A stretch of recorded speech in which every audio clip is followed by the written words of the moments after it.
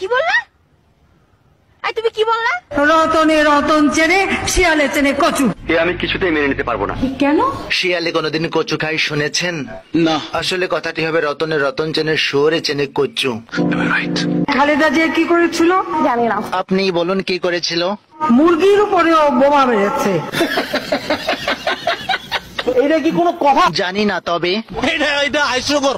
এই ধরনের আজগবি মার্কা বক্তব্যকে আমরা হাস্যকর বলেই চিনে থাকি। সকলের হাতে মোবাইল ফোন। এই মোবাইল ফোন কে দিয়েছে? কেউ দেয়নি, নিজের টাকা দিয়ে কিনেছি। আওয়ামী লীগ সরকার দিয়েছে।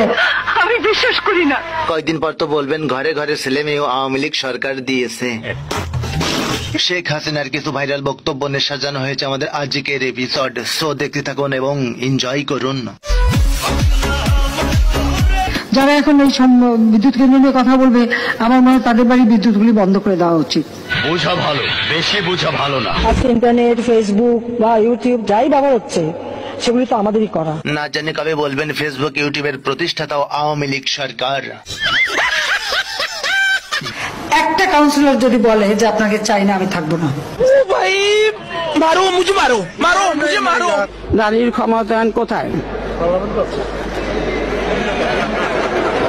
আপনি ভালো নাচতেও পারেন, আবার দেখি প্লিজ।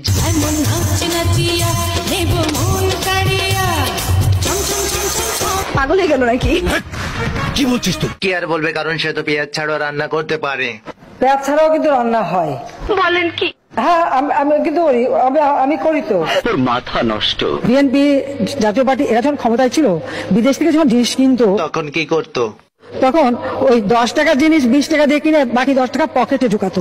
এটা হলো আই ওয়াশ, মানে যাকে বলে পাবলিকের চোখে ধুলো দেওয়া। শুনেছে আপনার ছেলের বউ নাকি ইয়াহুদি? আমার ছেলে বউ ইহুদি না, হ্যাঁ সে খ্রিস্টান। খ্রিস্টান আমাদের আহলে কিতাব। এটা কি বক্তৃতা দিচ্ছেন নাকি ওয়াজ করছেন?